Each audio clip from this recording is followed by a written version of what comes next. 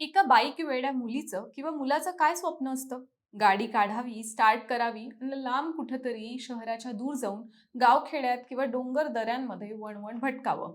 असंच वेडपिसं करणारं स्वप्न होतं मुंबईच्या रिद्धी ठक्करचं. तिचं वय म्हणाल तर अवघं 24 वर्ष. तिच्या डोळ्यात असं स्वप्न होतं की बस्तरमधील निसर्गरम्य दऱ्या खोऱ्या तिला अनुभवण्याची प्रचंड उत्सुकता होती.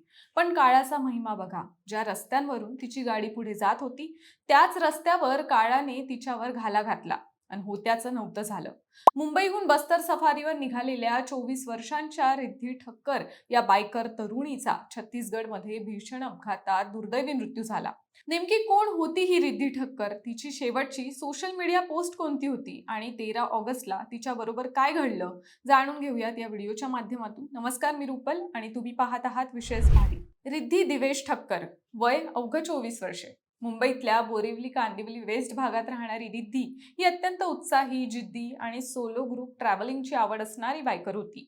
तिला बाईक चालवण्याची प्रचंड आवड होती. फक्त मुंबई किंवा महाराष्ट्रापुरतं मर्यादित न राहता देशाच्या विविध भागात आपल्या बाईकवर फिरणं हा तिचा छंद होता.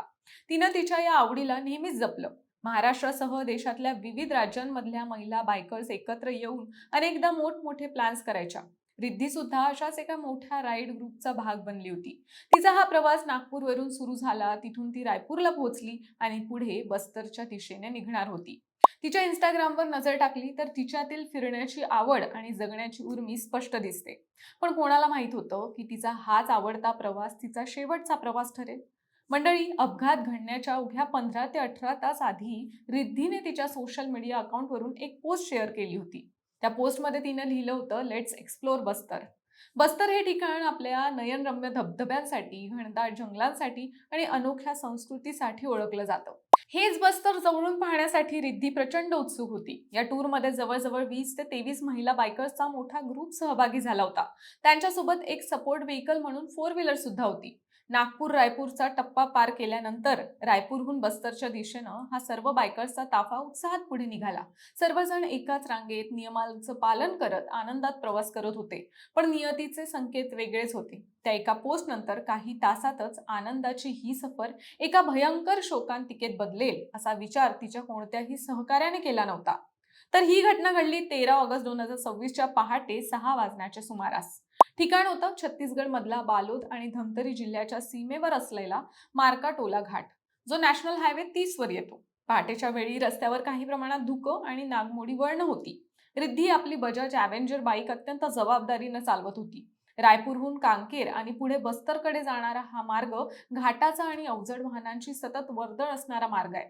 मार्काटोला घाटातल्या एका धोकादायक वळणावर अचानक आलेल्या एका भरधाव अवजड वाहनानं रिद्धीच्या बाईकला जोरदार धडक दिली. ही धडक इतकी भीषण होती की रिद्धी बाईकवरून दूर फेकली गेली. तिच्या दोन्ही पायांना आणि शरीराला गंभीर दुखापती झाल्या आणि तिची बाईक पूर्णपणे चक्काचूर झाली. अपघातानंतर तो ट्रक चालक जखमी रिद्धीला तसंच रस्त्यावर सोडून वाहनासह घटनास्थळावरून पसार झाला. घटना घडताच तिच्यासोबत असलेल्या इतर बायकर्सच्या पायाखालची जमीनच सरकली. त्यांनी क्षणाचाही वेळ न घालवता इमर्जन्सी हेल्पलाईनवर कॉल केला आणि मदत मागितली. काहीच वेळात पोलिसांचे पथक आणि अँब्युलन्स घटनास्थळी पोहोचली. रिद्धीला गंभीर अवस्थेत रुग्णालयात नेण्यात आलं, पण दुर्दैवानं उपचारादरम्यानच रिद्धीचा मृत्यू झाला. अवघ्या 24 वर्षांच्या मुलीचा असा अपघाती मृत्यू झाल्याची बातमी जेव्हा मुंबईतल्या तिच्या घरी पोहोचली, तेव्हा तिच्या कुटुंबावर दुःखाचा डोंगर कोसळला.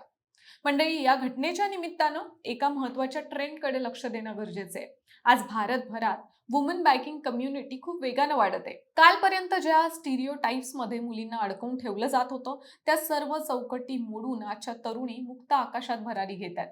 हातात बाईकचं हँडल धरून, डोक्यावर हेल्मेट आणि पाठीवर सॅक लावून लांबच लांब महामार्गांवरून प्रवास करणाऱ्या महिला बायकर्सचं प्रमाण आज भारतात वेगाने वाढते.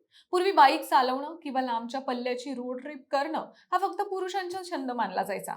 पण आज 21व्या शतकातल्या तरुणींनी हा समज पूर्णपणे मोडून काढलाय. आज 25 ते 35 वयोगटातल्या तरुणी स्वतःच्या हिमतीवर रॉयल एनफील्ड, ॲव्हेंजर, केटीएम सारख्या अवजड गाड्या घेऊन लडाख, ईशान्य भारत आणि बस्तर सारख्या भागात सोलो किंवा ग्रुप रायडिंग करत आहेत.